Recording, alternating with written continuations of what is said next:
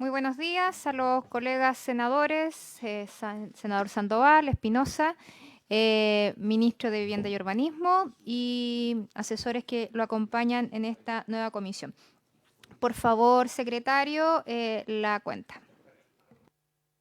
Gracias, presidenta. La abogada señora Marisa Baldacia remitió una carta a Inmobiliaria Mengual, Inmobiliaria Federico Scotto, Inmobiliaria Recreo 321, en relación con afirmaciones emitidas en la sesión pasada por el jefe de la División de Desarrollo Urbano a propósito del retraso en el otorgamiento de recepciones finales en Laguna de Estación Central, antecedentes que ya fueron enviados a vuestros correos. Solamente eso, presidenta. Gracias. ¿Alguna intervención de parte de los senadores antes de que partamos con la tabla? Partimos nomás entonces. Bueno, partimos con la tabla. El punto 1 corresponde a iniciar el análisis del proyecto de ley en segundo trámite constitucional que modifica diversos cuerpos legales con el objeto de atender fenómenos urbanos consolidados en el territorio, urgentes que afectan a la población, boletín número 16.772-14. Invitados, ministro de Vivienda y Urbanismo, señor Carlos Montes, jefe de División de Desarrollo Urbano, señor Vicente Burgos, y la asesora legislativa, señora Janet Tapia. Damos la palabra al Ejecutivo. Por favor. Gracias, señora presidenta. Bien, nosotros queremos presentar en términos generales, una aproximación global, el proyecto, que va a entrar a ver la comisión. Es un proyecto que tiene una directa relación con las catástrofes que se produjeron en Viña del Mar, Quilpué y Villa Alemana los días 2 y 3 de febrero del 24. Eso dejó en evidencia problemas territoriales antiguos que afectan a este sector, al sector siniestrado, pero también reproducen en diversa escala en diversos territorios del país. Básicamente, que existen sectores urbanos con los consolidados en los que conviven activas poblaciones con distintos niveles de irregularidad que no han logrado ser regularizados. Hay muchas poblaciones que no han logrado, a pesar de que hemos sacado como 4, 5, 6 leyes sobre regularización. En segundo lugar, hay hartas dificultades para ejecutar proyectos habitacionales del Ministerio de la Vivienda en estos sectores urbanos consolidados o que tienen poco equipamiento. Y hay dificultades especialmente con los deslinde. Hay demasiados problemas en los deslinde de algunas poblaciones respecto a la población vecina, ambos, y no logran tener soluciones.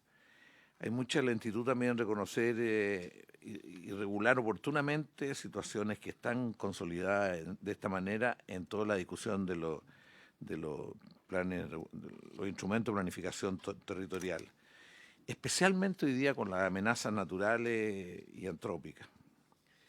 Y finalmente hay poca asistencia técnica para todo esto, o sea, no hay un sistema de asistencia técnica. Entonces, este proyecto lo que busca es hacerse cargo de estos problemas y tratar de encontrar soluciones. ¿Cuáles son los objetivos y los efectos esperados de este proyecto? Este proyecto contempla modificaciones puntuales en varios cuerpos legales para atender las situaciones mencionadas. Lo primero, facilitar la administración y regularización de asentamientos de larga data en el territorio en que se encuentran bajo tuición del Servio, destrabando nudos que han impedido regularizarlo. Segundo, permitir la aplicación coordinada de distintas leyes de regularización, sin que haya colisión entre ellas, que es un tremendo problema. Hay muchas colisiones en distintas normas. En tercer lugar, facilitar la ejecución de proyectos habitacionales en el marco del Plan de Emergencia Habitacional.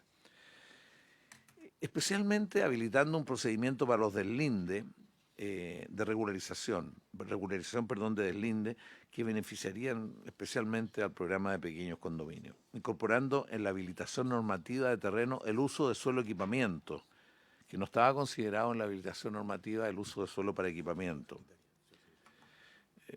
Un ejemplo es, por ejemplo, la ciudad sanitaria en el sur de Santiago que se va a construir, que hoy día la norma que tenemos no nos permite darle la facilidad para que se instale una ciudad sanitaria.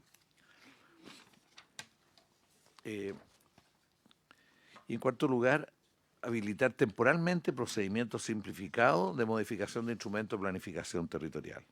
Por ejemplo, cómo se incorporan las áreas de riesgo dentro, cuando sabemos que hay áreas de riesgo, y cómo se incorpora una modificación y que no sea con toda la complejidad actual de estos fines preventivos.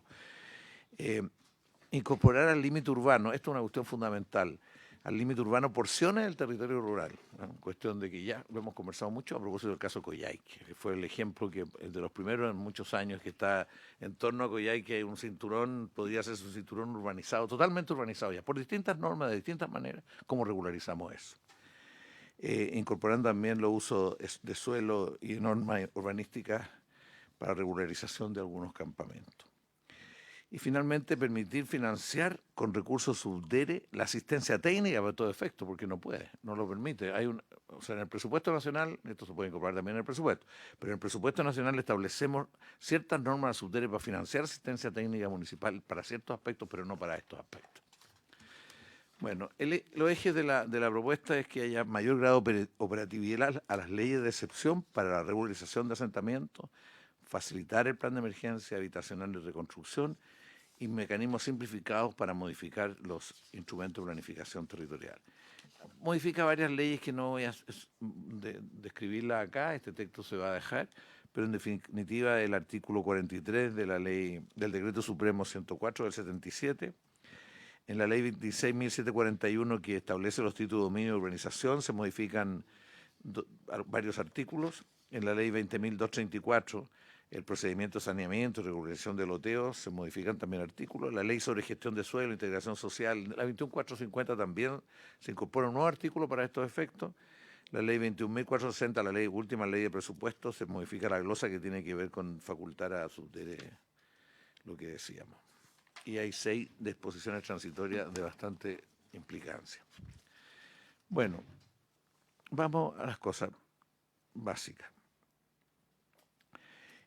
Lo primero es mayor grado de operatividad a las leyes de excepción para la regularización de asentamientos. Dentro de esto, lo primero, el Decreto Supremo 104 del 77, que es la ley de sismos. Aquí se modifica el artículo 43. Esto se refiere a la aprobación de planos de loteo por parte de las municipalidades, con el objeto de precisar los efectos de su aplicación en poblaciones declaradas en situación irregular bajo administración del Servio. Hay muchas poblaciones irregulares que siguen en manos del Servio. Conforme a la ley 16, se busca darle ciertas facultades y capacidades para actuar. Se alzan ciertas provisiones que recaen en los títulos propios de los pobladores para permitirlo.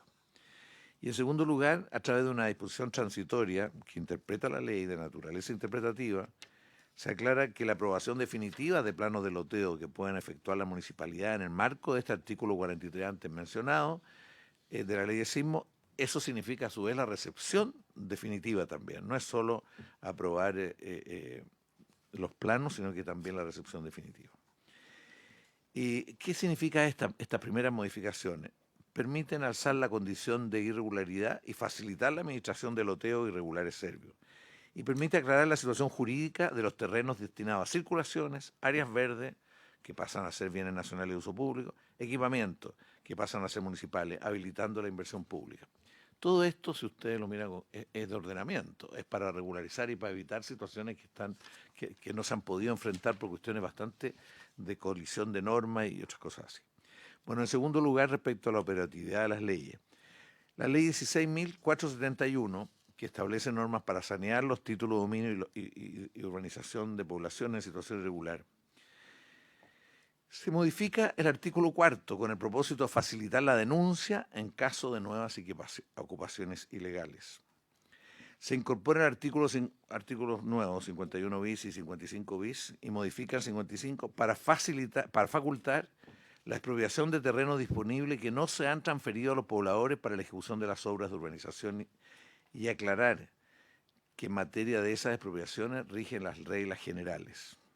Se agrega un nuevo artículo 55 bis para facultar a la División de Desarrollo Urbano del MIMBU, mientras esta exista con ese nombre, para interpretar los términos de la ley en aquellos aspectos que son de su competencia.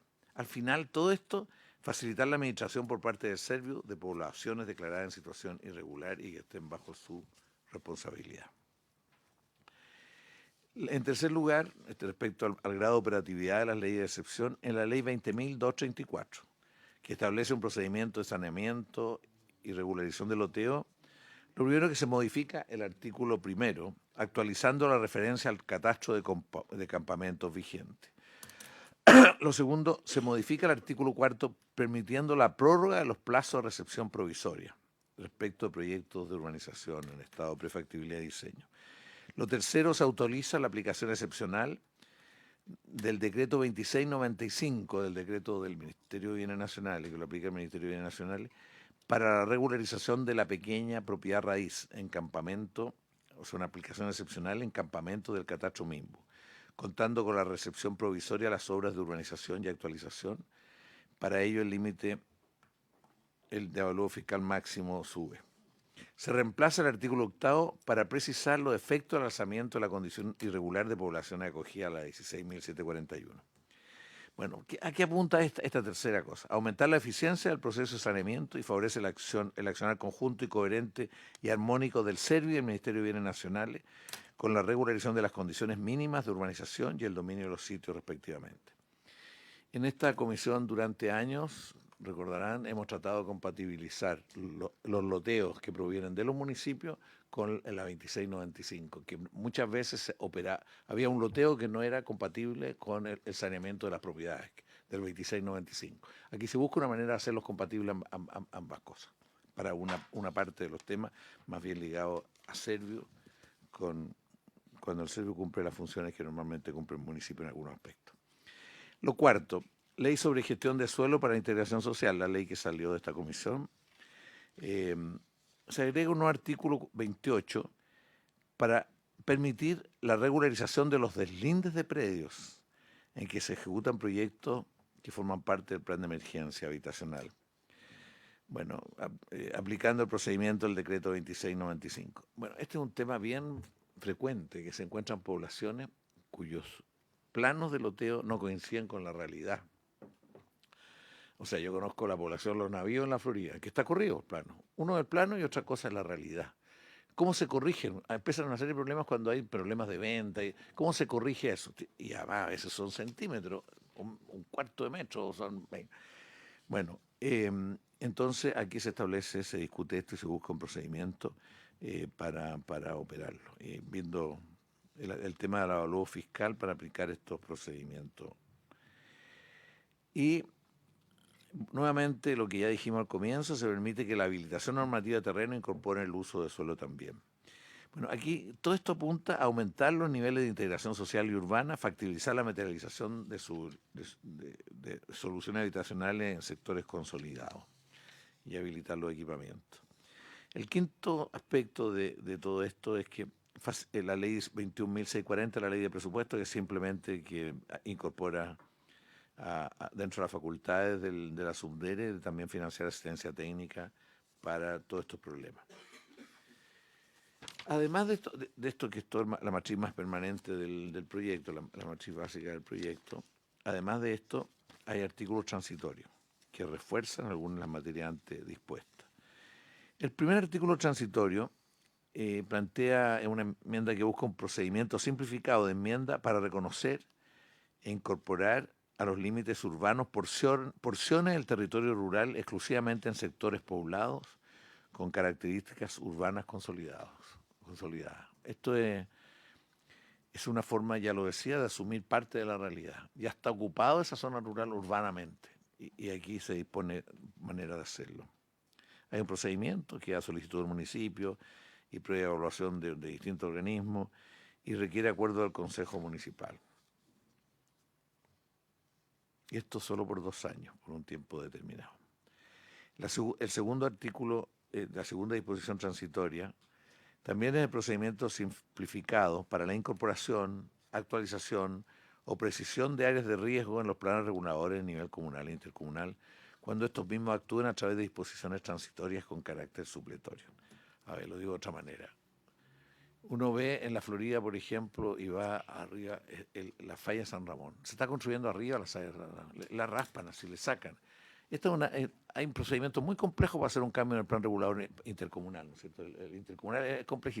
Aquí hay una disposición que permite establecer dentro del plan regulador restricciones para poder poblar eso.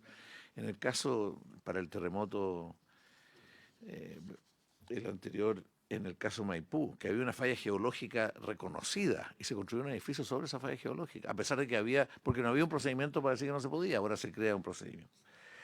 Artículo 3º, un procedimiento simplificado para modificar el plan regulador con el objeto de factibilizar la erradicación de campamentos del catastro mismo. Bueno, esto lo estamos haciendo en distintos lados, aquí en esta región y en todas las regiones donde ya hay algunos campamentos, hay una forma de simplificar el procedimiento. Además, hay una disposición cuarta de transitoria sobre una pequeña modificación consistente con lo ya dicho respecto a la recepción definitiva de la ley de sismo. El artículo 5º, el alzamiento de poblaciones declaradas en situación regular anterior al año 90, en aquellos casos que no hay posibilidad de hacer ciertas obras de urbanización. Se quedaron congelados en ese tiempo. El sexto artículo transitorio no será aplicable el límite de avalúo fiscal máximo para el pago de impuestos territorial respecto a las solicitudes de regularización en pequeña propiedad raíz que se acojan a... ¿Cómo? En el caso de la zona de incendio. Bueno, eso es, en definitiva, la matriz básica del proyecto. Hay una serie de referencias en los artículos transitorios, especialmente a otros ministerios y a otras normas, pero se trata hoy día más bien de dar una imagen global de este proyecto. Es un proyecto que debiéramos haber sacado nosotros el año 22, la verdad, 2022. Por distintas razones estamos ahora recién viendo. Es clave para la reconstrucción, pero además es clave para las distintas cosas que hacen que muchas de las leyes de regularización no hayan sido operativas, porque hay muchos aspectos que al final hay colisiones de leyes y no quedan resueltas por la ley, porque una ley por encima de otra ley habría que hacer modificaciones a las anteriores. Entonces esto lo que busca es hacerse cargo de estos temas y resolverlos. Esto ya fue aprobado en la comisión de la Cámara y en la sala de la Cámara de Diputados. Hubo una sola diferencia, que el Frente Predial. ¿Por qué no explicas tú esa diferencia? La diferencia fue en los campamentos. No, pero esta es la ley predial de la tarde. Sí, esta es la ley de la tarde. Las explicaciones Explica. Sí, no, la diferencia principal de una propuesta que está en el proyecto original, que fue retirado por parte del Ejecutivo, en relación a los campamentos transitorios para casos del fondo donde se establecía un artículo 124 bis, que establecía una suerte de permiso provisorio para campamentos de alguna forma de manera un poquito más no a decisión de cada director de obras municipales, sino que de alguna forma si es que existía una declaración por parte del Ministerio de Urbanismo de urgencia en torno al emplazamiento de ese campamento transitorio para situaciones de proyectos de vivienda momentánea, se establecía este procedimiento que no causó unanimidad, digámoslo así, en la Comisión de Vivienda y Urbanismo de la Cámara de Diputados, y ante la urgencia del proyecto preferimos retirarlo para no entorpecer su tramitación.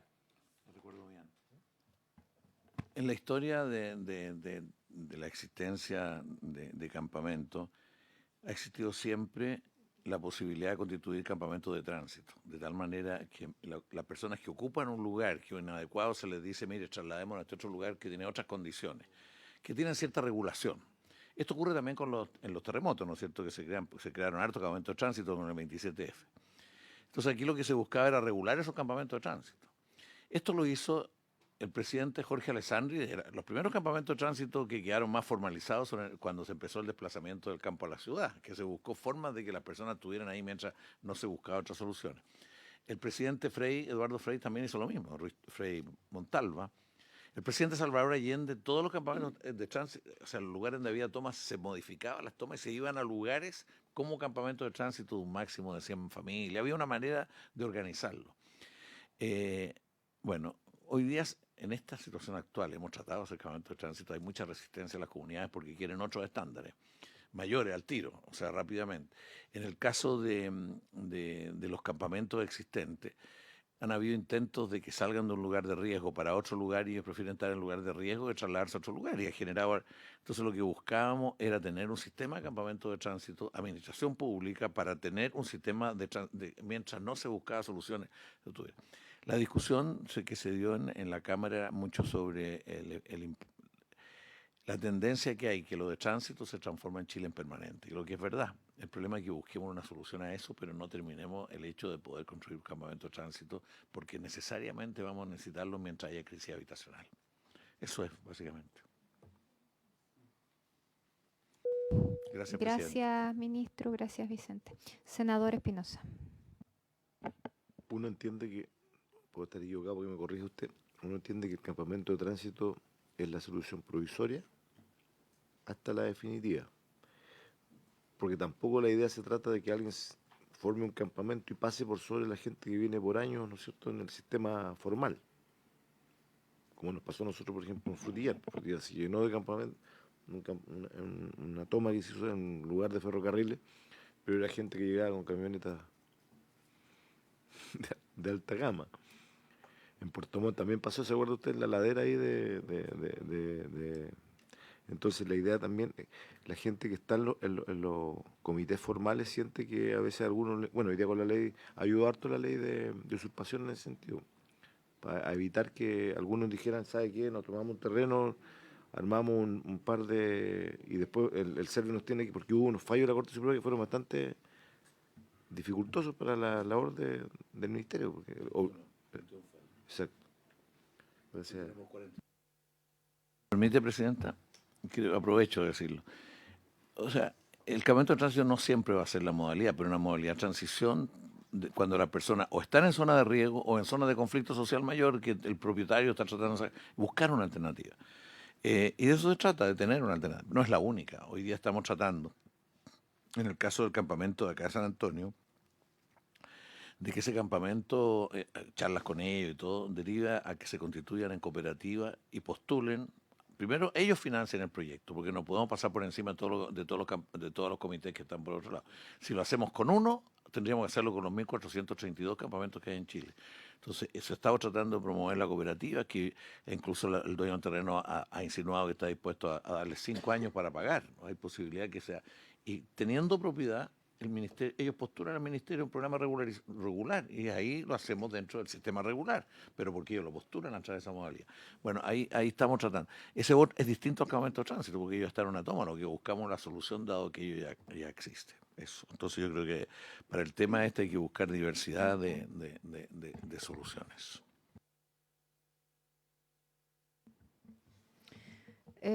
Senador Sandoval. Sí, muchas gracias, presidente. Y aprovechamos de saludar obviamente al ministro y a su equipo técnico del MIMBU. Bueno, este proyecto modifica varias normas de diferente naturaleza y algunas tienen alcances que habrá que... ¿Hay urgencia en alguna tramitación de este proyecto? ¿Ah? Suma urgencia. Sí. Sí, habría sido bueno haber hecho este trabajo pre-legislativo antes, sí. Yo sé que se hizo un buen trabajo. ¿Ah? Sí. Sí, yo sé que... No, está bien. Lo que pasa es que modifica cuerpos que no son menores e introduce modificaciones sustantivas que evidentemente algunas van a generar probablemente algún grado de inquietudes. Entendemos que aquí hay una situación urgente de hacer un programa de saneamiento, de regularización, que dicho sea de paso, ya es verdad lo que señala usted, ministro, no hay, o sea, todas estas normas transitorias terminan al final siendo permanentes como todas estas normas de regularización, y que por diversas razones al final no han concluido como esperábamos. Este mismo proyecto contempla algunas normas con plazo de vigencia, de 2 años, más 1 año en algunos casos, de 2 años más 2 años en otros, ¿verdad?, con los respectivos acuerdos, y puede ser también que en alguno de ellos, por ejemplo, estoy pensando cuando se habla aquí de áreas de regularización, procedimientos simplificados para incorporar las áreas de riesgo, ¿verdad?, en los planes reguladores comunales, se habla de 2 años, prorrogable por 2 años más. Lo más probable es que esas áreas, no sé si en ese lapso de tiempo, ojalá pudiéramos avanzar, pero habría que echarle por ejemplo, lo que dice relación con los límites urbanos y porciones de territorio rural, ministro. Aquí estamos en un tema que evidentemente, como bien dice usted, estamos frente a un proceso de una tensión que nosotros mismos hemos presentado varias iniciativas con el solo objeto de ponerle presión al sistema, porque entendíamos que esto pasa necesariamente por un marco legal distinto.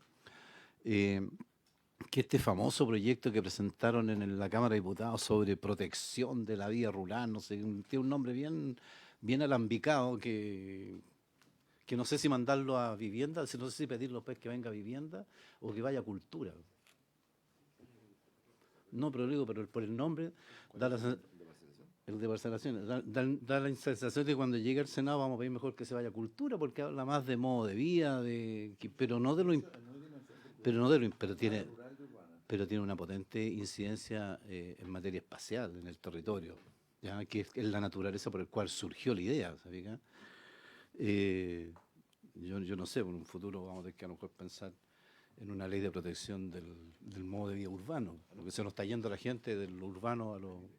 Pero bueno, por ejemplo, en ese ámbito, ministro, aquí se plantea, por ejemplo, la zona, reconocer una zona suburbana, o sea, reconocer una zona rural con evidentes condiciones espaciales urbanas, incluso aquí con ámbitos urbanos consolidados, ¿verdad? Eso me parece que va a ser también un interesante motivo de discusión. Yo, dicho sea de paso, comparto con esa iniciativa. Yo creo que en el límite urbano de la ciudad, que se permite un loteo, no sé, yo en mi región he tenido el MIMBU en otra época, pero de la concertación en todo caso, hizo loteos de terrenos de 70 metros cuadrados. ¿Ya? O sea, yo entiendo que hasta el límite urbano de nosotros hoy día está fijado en los diferentes límites urbanos, la subdivisión predial puede llegar hasta ese nivel. Y a continuación de ese límite, de esa línea ficticia, los 5.000 metros cuadrados, y ahí sabemos que hay una zona intermedia que evidentemente tiene un carácter bastante más consolidado desde el punto de vista urbano.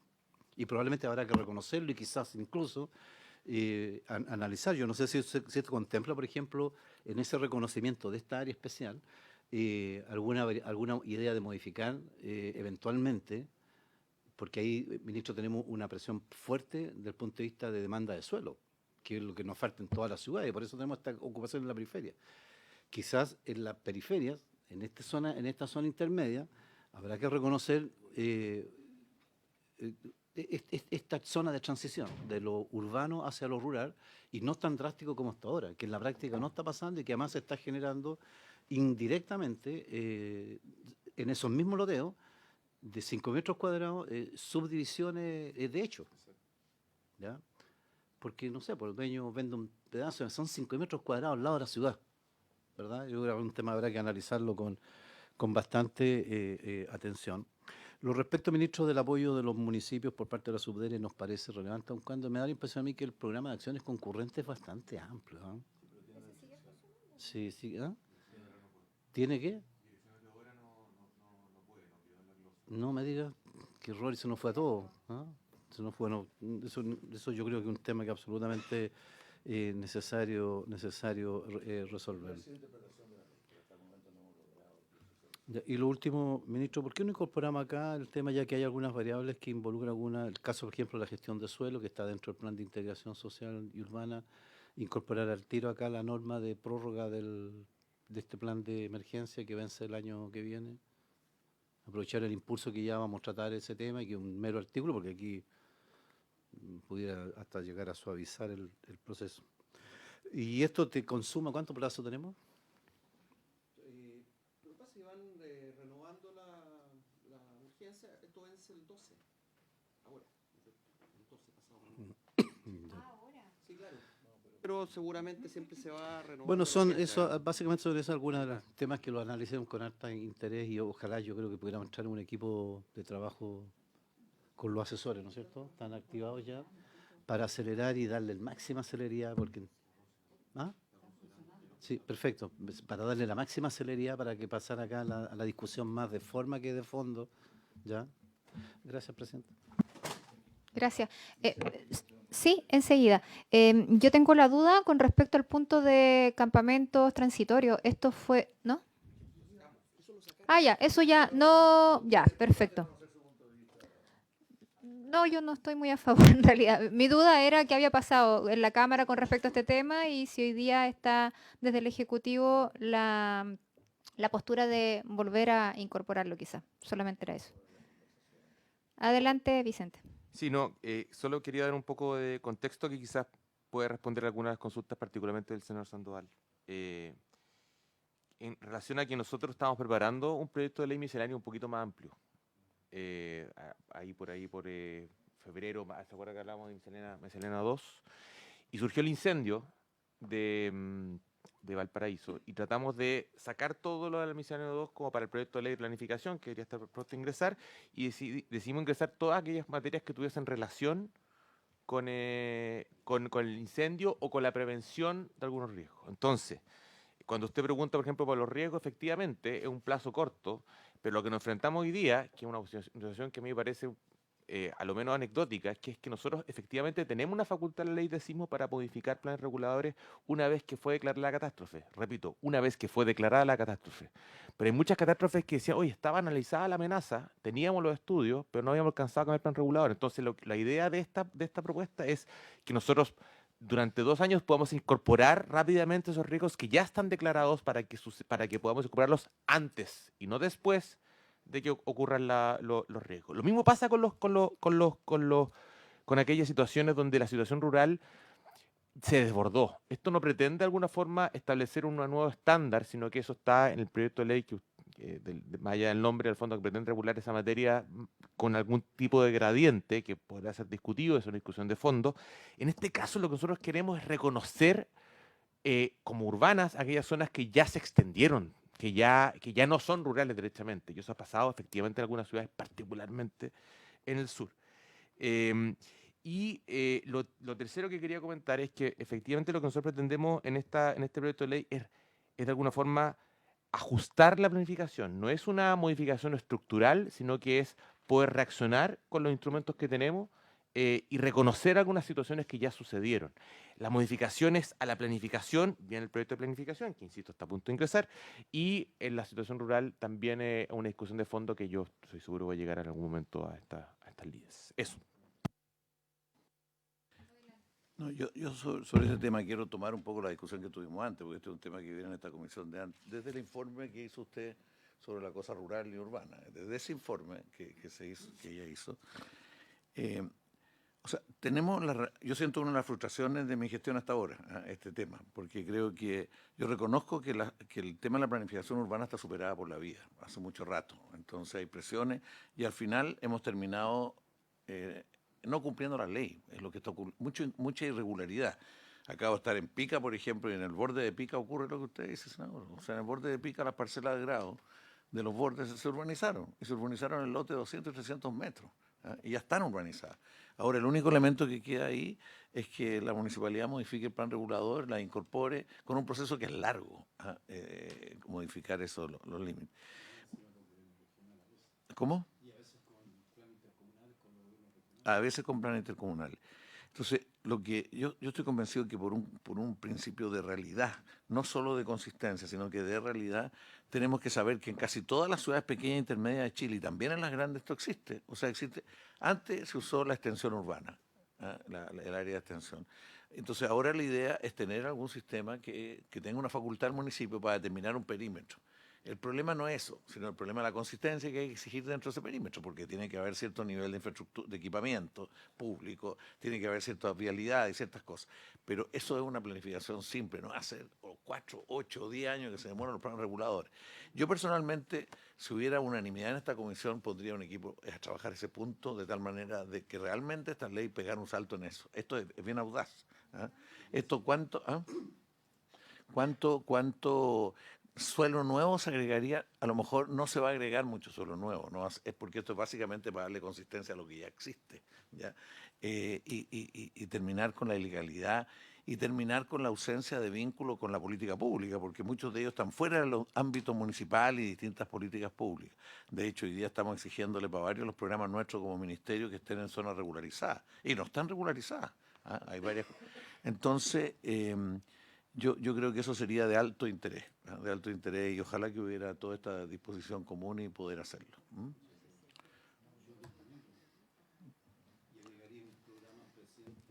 Adelante, gracias ministro. Senador Sandoval. No, a mí me parece un punto de que quizás, claro, probablemente hay muchos intereses detrás de esta situación, ¿ya? Y a uno le cuesta de repente actuar en ese contexto y quedarse al margen de uno o de otro, ¿ya? Pero sí, yo creo que evidentemente ahí hay un espacio para hacer yo no sé hasta dónde va a profundizar en la discusión de esto, porque lo que aquí se plantea en este sentido en particular es que se reconoce e incorpore en los límites urbanos, ¿cierto?, estas porciones de áreas rurales con cierta incidencia evidentemente urbana o con consolidación urbana.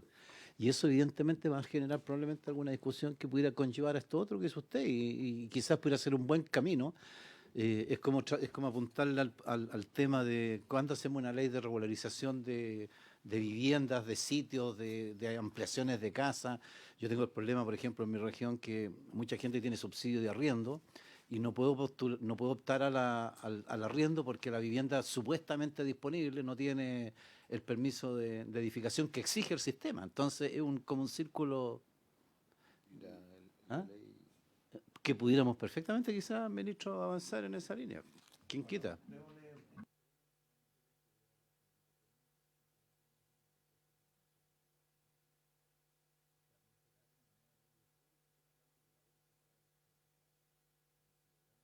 Algún nivel de acuerdo aquí para empujarlo sería gran cosa. ¿Mm? ¿Alguna otra consulta con respecto al punto 1? ¿Avanzamos con el segundo punto de la tabla? ¿Tomamos acuerdo aquí con eso mismo les iba a plantear?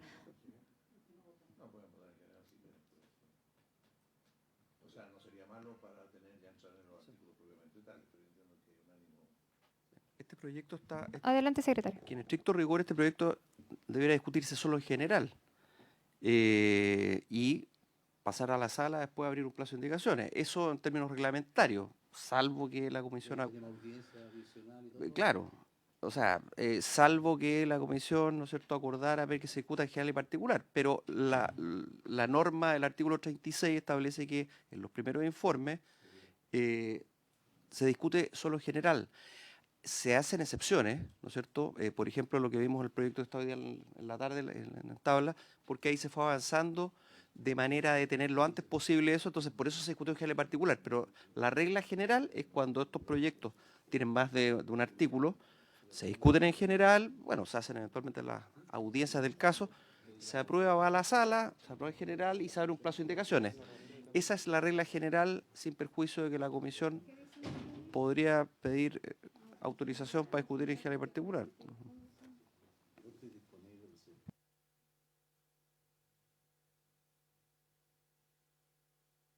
Sí, no, por eso digo, o sea, el artículo 36 establece que en el primer informe se omite la discusión en particular, lo que no obsta, como pasó en el...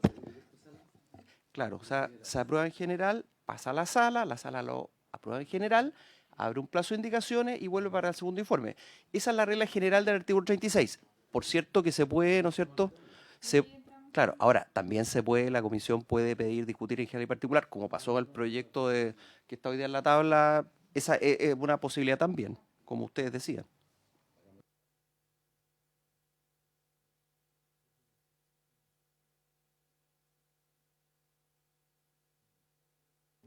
Eso significa, ¿no es cierto?, aprobarlo en general y va a la sala, ¿no es cierto? Esa es la idea.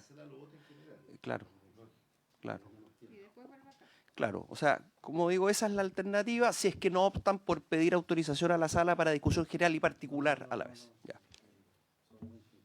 Ya. Bien, lo voy a poner.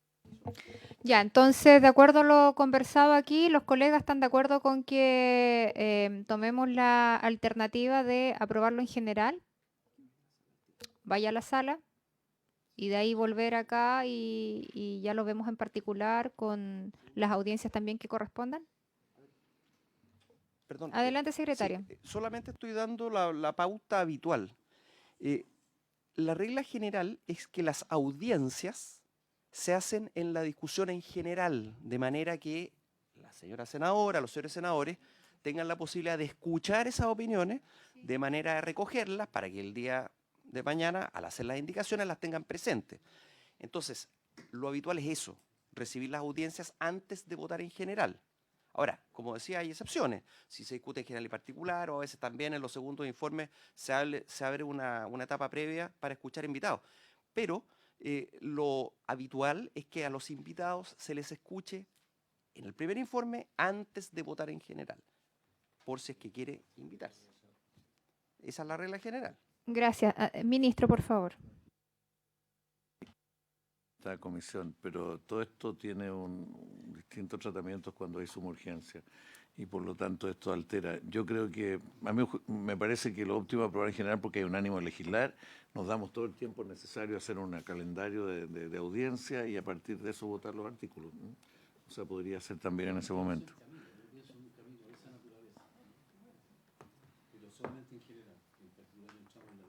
Muy bien. Muy bien. Porque habiendo urgencia suma, no se discute en general y particular. Eso sucede cuando hay discusión inmediata. En ese caso, sí hay que discutir en general y particular. Como es suma, no es obligatorio, desde luego, hacerlo. Entonces, la señora presidenta somete a votación en general el proyecto, que iría entonces a la sala posteriormente para que luego de la discusión en general se abra el plazo de indicaciones pertinentes. Senador, señor Espinosa. Senador, señor Sandoval. A favor. Señora presidenta. A favor. Muy bien, entonces se aprobaría en general el proyecto y irá a la sala para su discusión en general y posteriormente se abrirá el plazo de indicaciones pertinentes para que se presenten las que correspondan. La sala, sí. Sí, claro, o sea, se puede sugerir, pero la sala es la que lo acuerda, pero se puede sugerir desde luego. Creo que sería bueno que de aquí a que los trate la sala, no sé cómo estará la agenda de la sala, poder seguir avanzando en la audiencia. ¿Sí? Perfecto.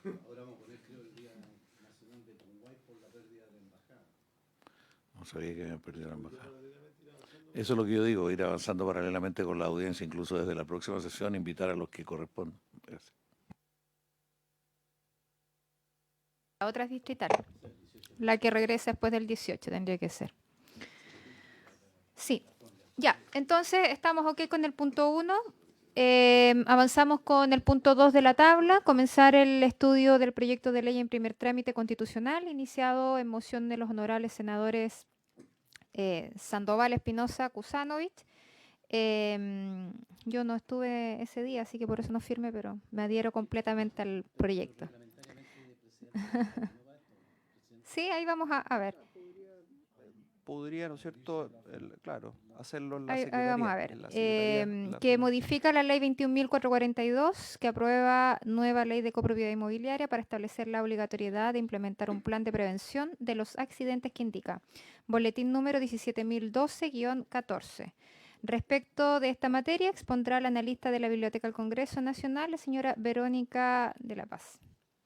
Por favor.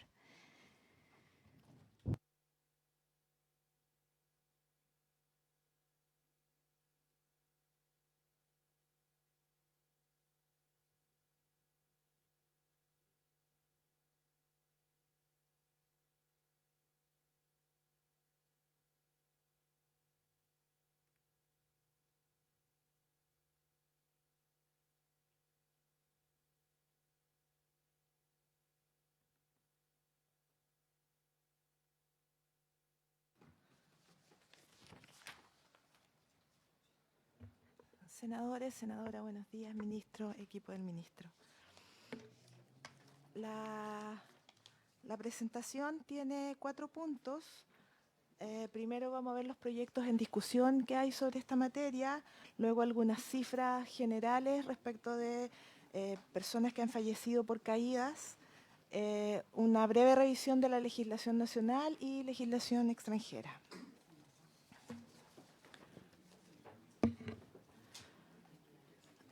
Respecto de los proyectos vinculados a las materias de caídas, en este minuto hay 5 proyectos en discusión. 3 se encuentran en la Cámara de Diputados en primer trámite. 1 es el que estamos revisando acá en el Senado y hay un 5.º proyecto al que yo hice referencia también, porque si bien no es exactamente la misma materia, también modifica la ley de copropiedad inmobiliaria y lo que establece es una limitación para que se prohíba la instalación de mallas en las ventanas. Entonces me pareció interesante ese punto de vista y tener esa mirada. Sí.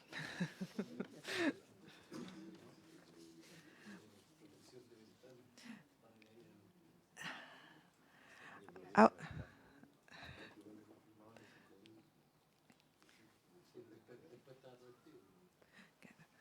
ahora, respecto del contenido de los proyectos, el proyecto que está acá en discusión lo que propone es un plan de prevención de accidentes que luego en su bajada se aborde el tema de la instalación de mallas, modifica la ley de copropiedad inmobiliaria. El proyecto Boletín 16.913-14 también modifica la ley de copropiedad inmobiliaria y directamente establece la instalación de mallas, al igual que el 15.682.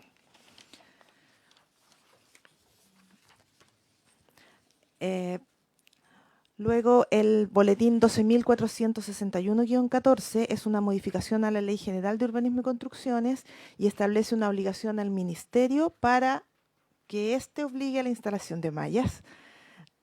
Y finalmente, el 9.031-14 es una modificación a la Ley de Copropiedad y prohíbe esta limitación a la instalación de a la prohibición de la instalación de mallas en los condominios. Ahora, como observación general de estos proyectos, 3 de las 5 normas se refieren a modificaciones a la ley de copropiedad inmobiliaria y hay que tener presente que la ley de copropiedad regula solo algunas edificaciones, no todas. Es un régimen de tenencia, por lo tanto hay muchas viviendas o edificaciones que no están acogidos a la ley de copropiedad inmobiliaria y por lo tanto quedarían fuera de una regulación en esa norma. Otro aspecto es que no existe coincidencia en las distintas iniciativas respecto de cuál es la arquitectura legal que se debería ocupar para regular la materia. Están modificándose distintos cuerpos legales y dentro del mismo cuerpo legal distintos artículos. En todas las propuestas, la alternativa de seguridad que se propone es la instalación de una malla o red de seguridad. Y finalmente, 3 de las propuestas establecen una responsabilidad al Ministerio para dictar un reglamento. Ahora, ¿cuáles son las cifras de caídas que hay disponibles? Yo revisé las estadísticas vitales del INE entre el año 2022 y a junio del año 2024. En ese periodo fallecieron 333.359 personas.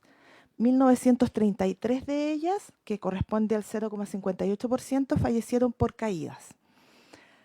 De los fallecidos por caídas, 39 corresponden a menores de 18 años, que es el rango de edad que se está haciendo cargo en la propuesta, en las obligaciones de las propuestas.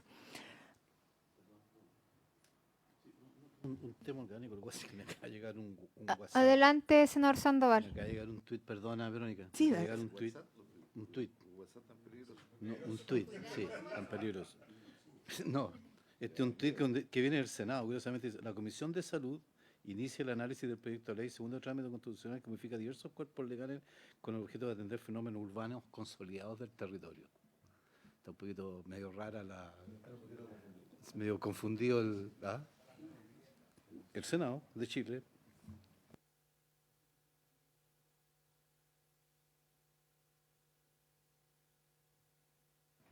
Adelante, Verónica. Ya, entonces yo decía, de los fallecidos por caídas, 39 corresponden a menores de edad. De esos menores de edad, 16 eran niñas y 23 niños. No hay tanta diferencia en términos de que hubiera una prevalencia de uno sobre otro. En el caso de los adultos, las caídas corresponden principalmente a caídas no especificadas, o sea que no se producen en una edificación, pasa en otro lugar, en el 1.289 de los casos. Caídas de un piso a otro son 405 casos y caídas en el mismo nivel corresponden a 195. Respecto del lugar en que ocurren las caídas en adultos, estas principalmente son en un lugar no especificado y solo en 542 casos corresponden a caídas en vivienda. Y en el caso de los menores de edad, las caídas ocurren principalmente de un nivel a otro, pero en lugares no especificados, o sea, por ejemplo, un árbol, a eso se refiere, en 31 casos, seguidos por caídas de un nivel a otro al interior de una edificación, de una vivienda, solo en 5 casos.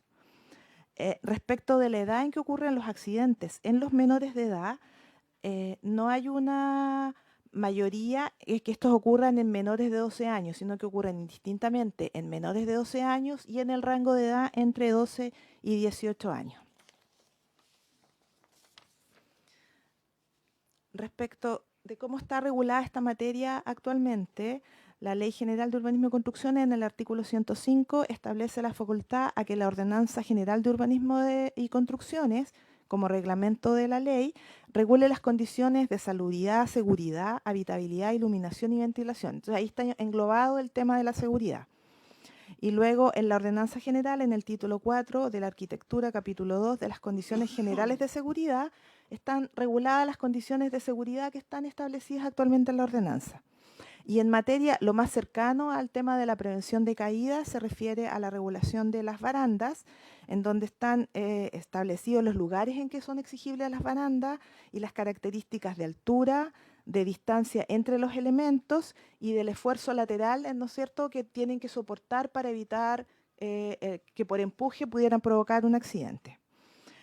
Luego, en la ley 21.442, la ley de copropiedad inmobiliaria, en el artículo 40 se establece la obligación de los conjuntos, de los condominios, de disponer de un plan de emergencia, y el plan de emergencia debe contener los siniestros y emergencias a las que está sometido el conjunto. Y teóricamente, en casos en donde hubiesen condiciones particulares de un condominio, en ese reglamento podría regularse, ¿no es cierto?, bajo decisión de la comunidad, algunas exigencias particulares.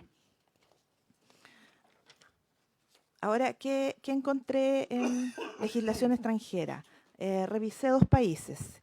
En el caso español, el Código Técnico de la Edificación, que vendría a ser el equivalente a nuestra Ordenanza General de Urbanismo y Construcciones, que es a nivel reglamentario,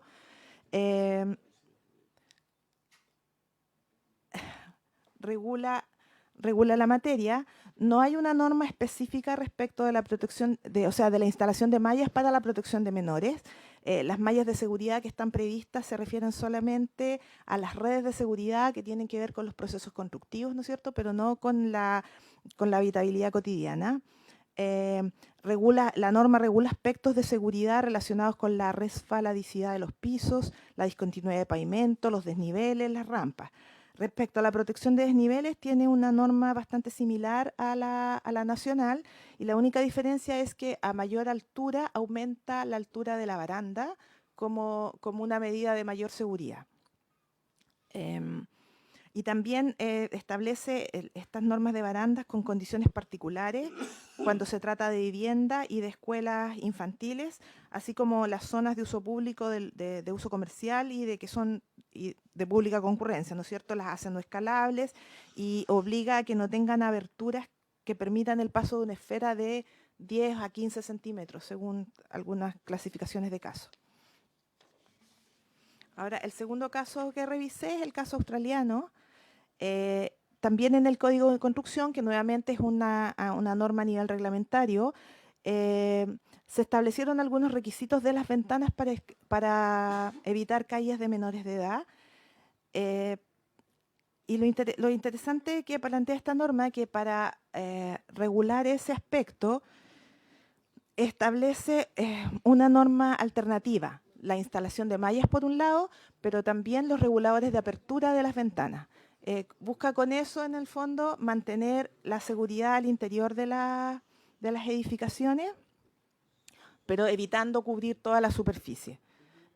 Hay una descripción de las condiciones respecto a las alturas, que es más o menos similar a lo que tenemos en la legislación nacional. Finalmente, si uno hace una mirada más general del tema, se puede señalar que las regulaciones en general corresponden a materia reglamentaria y no de ley. Las mallas están más bien vinculadas a cuestiones de seguridad laboral más que de seguridad cotidiana. esta alternativa del limitador de apertura de las ventanas puede ser una alternativa interesante de considerar. Y finalmente, respecto de las mallas, hay una prevención que se hace en el caso de Australia respecto de que no basta con la instalación de mallas, sino que también se tiene que regular las características que tiene, la materialidad, el cómo se instala, la frecuencia con la que se renueva, entre otros aspectos para asegurar que cumplan su objetivo y evitar una sensación de falsa seguridad, porque no tienen una larga duración estas mallas. Por lo tanto, si la sola obligación no se vincula con que ésta se mantenga, no va a cumplir el objetivo previsto. Eso es. Muchas gracias. Muchas gracias, Verónica. Saludamos al senador Kusanovich, que está acá también. ¿Alguna consulta de parte de los colegas? Y me gustaría también saber cuál es la opinión con respecto a este proyecto desde el Ejecutivo. Senador Sandoval. Sí, muchas gracias, presidenta. Esta situación, primero que nada agradecer obviamente a Verónica de la Biblioteca por el informe detallado que nos expone. Esta situación básicamente nace a consecuencia de cada ciertos tiempos la ocurrencia de estas desgracias que evidentemente llaman mucho y profundamente la atención de qué poder hacer. Y efectivamente el último hecho que aconteció amerita este tema. Nosotros analizamos mucho este tema a propósito, ministro, de cómo enfrentarlo, y creíamos que probablemente un mecanismo distinto era simplemente una modificación de los reglamentos pertinentes y pedir alguna vía interna, no de ley, la búsqueda de una solución, pero cada cierto tiempo siempre nos impactamos en la sociedad chilena por el descuido, por la caída de un menor de edad desde los edificios. Y la moción que presentamos nosotros va básicamente en ese sentido, buscar un mecanismo para acelerar una forma de solucionar el problema y que este tipo de hechos que son absolutamente evitables, ¿verdad? Desde todo punto de vista, o simplemente no ocurran. Y por eso la propuesta nuestra señalaba de que sea a través del reglamento de copropiedad, en el fondo el administrador establezca las exigencias frente a estas situaciones cuando hay en los edificios hay familias en esta condición. Por eso, esa es la naturaleza por la que nace la idea. Lo único que pensábamos, quienes patrocinamos esta iniciativa, era básicamente que ante la ocurrencia reiterada, no es una cosa masiva, ni una cosa que afecte, pero aún se trate de una sola persona, de un solo niño, que podamos evidentemente tratar de evitar a través de una acción, de un mejoramiento de una norma o de un reglamento, creíamos nosotros que valía la pena hacer todo el esfuerzo posible para tratar de llegar a una solución. Porque esto es reiterado. Cada cierto tiempo nos impactamos por la prensa, porque vemos un niño, muestra la prensa colgando, ¿verdad?, en un balcón, o la desgracia mayor, ¿verdad?, que es la caída y el fallecimiento de ellos. Gracias, presidenta. Gracias, senador. Ministro. Gracias, presidenta. En primer lugar, compartir de que este es un problema que requiere que la ley induzca a tener un comportamiento consistente con el riesgo, porque aquí hay un riesgo evidente, porque ya hay que los datos indican de que han habido casos por distintos lados. Lo segundo, yo no entiendo mucho la referencia que se hace que habrían construcciones en altura que no son copropiedades, y la verdad que el único caso en que eso podría ocurrir es cuando son oficinas de trabajo, oficinas de edificios de oficina, o edificios que tienen un solo propietario, pero eso quedó resuelto en la ley de copropiedad. De hecho, aunque tenga un solo propietario, tiene una manera respecto a los arrendatarios, a todo, de organizar la vida en comunidad. Entonces, no sé a qué se refiere cuando dice que no todos los casos se aplica. En tercer lugar, yo creo que a mí la duda que me surge es la dificultad de implementación, porque tenemos también una norma que está en esta ley respecto a los seguros de incendio, porque hay una pila de normas dentro de la ley de copropiedad histórica de que aquí no puede llegarse con balones de gas, por ejemplo, pero los balones de gas llegan en casi todos lados.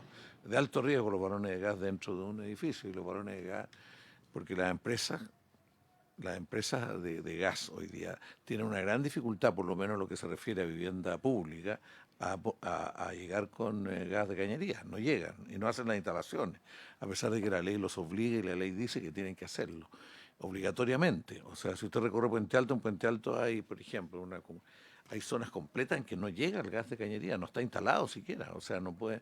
¿Por qué? Porque las empresas consideran que no les es rentable y de alto riesgo, pero entonces las familias, ¿qué alternativa tienen? Llegar con el balón de gas, o sea, tienen que subir con el balón de gas. Bueno, en este caso, ¿cómo hacerlo para que esto se aplique, además de calidad? Porque aquí se ha hecho una referencia a los problemas de calidad. Después de un tiempo no muy largo, esto se quema con el sol, ¿no es cierto? Se deteriora la malla y deja de cumplir, y por eso es que se plantean alternativas de malla. Bueno, yo no... Precisamente a través del administrador, que era un tema, porque además puede que el arrendatario se vaya, hoy día no tiene niños, viene un arrendatario con niños y el edificio no lo tiene. O sea, era una situación que por eso lo radicamos básicamente en el administrador, que era como persona más directa frente al edificio, frente a un tema de esta naturaleza, en el reglamento, en el caso de que existiera, ¿verdad?, una ocupación con niños, si el edificio no lo tenía, había que instalar la malla simplemente. No era una cosa eterna, no era una cosa permanente. Bueno, está bien. Yo creo que esto de imponerle una carga a la administración, ¿no es cierto?, a los bienes comunes, a la administración de los bienes comunes.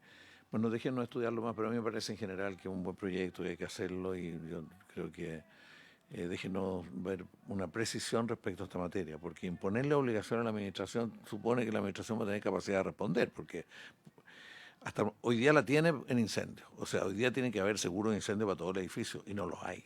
¿Ah? Aquí esta comisión, quedó una norma pendiente, no me acuerdo exactamente los términos, pero que establecía de que la Comisión de Mercado Financiero iba a buscar una solución tipo, pongo el tema del incendio porque es muy en la misma, también genera riesgo fuerte.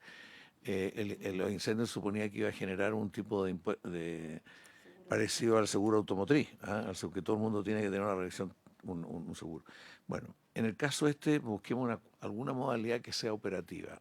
Yo no me parece tan mal que sea a través de la administración, que sea una responsabilidad del administrador, de la administración, no del administrador, de la administración. Por lo tanto, iría a los gastos generales de la administración de la copropiedad para que esto quedara instalado en aquellos lugares donde hubieran niños. Eso es lo que estoy entendiendo. Y por lo tanto, que no sea obligatorio para todos y que sea ellos los que lo tengan que hacer. ¿Esto qué costo tiene? ¿Hay una estimación del costo que tiene por departamento? No. Porque si es muy alto, la verdad que no sé si estar en condiciones la comisión de... No, es que es también el sistema para instalarlo, no tengo idea. Porque tiene que ser algo que sirva. Pero ahí, Vicente, abogado. Gracias, ministro. Senador Espinosa. No, porque ahí hay que tener igual un poco de cuidado por el tema de las responsabilidades civiles después que se generen. Entonces, al generarse las responsabilidades civiles se puede generar. Claro. ¿Algún otro comentario? Quedamos entonces a la espera de parte del Ejecutivo de que pueda analizar el proyecto y generar alguna propuesta. ¿Les parece? ¿Sí? ¿Estamos? Ya, senador Espinosa, la palabra. Aprovechando la visita del ministro y no la había contemplado, hoy día, ayer se generó una polémica en la región y me gustaría que el ministro lo clarificara, que guarda relación con unas críticas que algunos parlamentarios, de manera injusta desde mi punto de vista, han realizado sobre el rol del ministerio en tema de parque metropolitano Puerto Montt. Usted conoce ese tema que había quedado andando, entonces la justificación que da el ministerio para no avanzar, porque se dice que todo ese espacio que quedó en Puerto Montt se está utilizando hoy día para desórdenes, para cuestiones de todo tipo ahí. Entonces, la justificación que yo valoro, no estoy en contra del ministerio en ese sentido, sino que es decir, ¿quién va a administrar después? Ese es el tema de fondo. Entonces, igual sería bueno, ministro, que usted lo clarificara porque han habido críticas que han sido, creo yo, infundadas, porque de una u otra manera el municipio no se hace responsable, al parecer, de lo que es la administración posterior a Sí, Vicente. efectivamente, ahí hay dos temas ahí, senador, que son dignos de lo que hemos hablado con la región y que creo que es bueno traer a colación. Primero dice relación con el diseño, que efectivamente está aprobado, pero un diseño que se ha encarecido bastante. Incluso más caro que el parque que está, no sé, el parque Costanera Puerto Montt, que en el fondo que es un parque también muy bonito, de alto estándar en el fondo, y que representa un esfuerzo importante de conservación que ya está haciendo el ministerio. Entonces, nosotros enfrentar la conservación de esos dos parques con el diseño de alguna forma fuerte que tiene también el parque metropolitano, entonces se llama, es un cargo que hay que considerar en el costo no tanto de la producción o sea, del desarrollo, de la ejecución del parque, sino que en su conservación. El costo de conservación de un parque en 5 años ya es igual al de la ejecución. Entonces, para nosotros ya estamos dentro, ya tenemos dentro del programa de conservación el Costanera. En consecuencia, en nuestra opinión, si es que no resolvemos bien el caso de la conservación y podemos de alguna forma también hacernos cargo de cómo vamos a ejecutar el diseño, que insisto, un diseño caro, el de Parque Metropolitano, lo responsable es reevaluar la situación hasta poder llegar a un buen costo. No, hoy día no. Hoy día no, o sea, al fondo, pero sí tenemos un proyecto que está aprobado, efectivamente, y esa es la polémica, y efectivamente hay una... sí, la he escuchado y la hago con el Ceremi, pero en el fondo nosotros también, por un tema hay otros parques que queremos priorizar en la región. Está el parque, por ejemplo, estamos tratando de reflotar el parque... el Dosón, el Parque Cote, que se está ejecutando, pero también hay otro parque en Frutillar que estuvo contemplado en algún momento, que quería una expropiación, entonces hay que considerarlo ahí. El Parque Cote, sí, está bueno.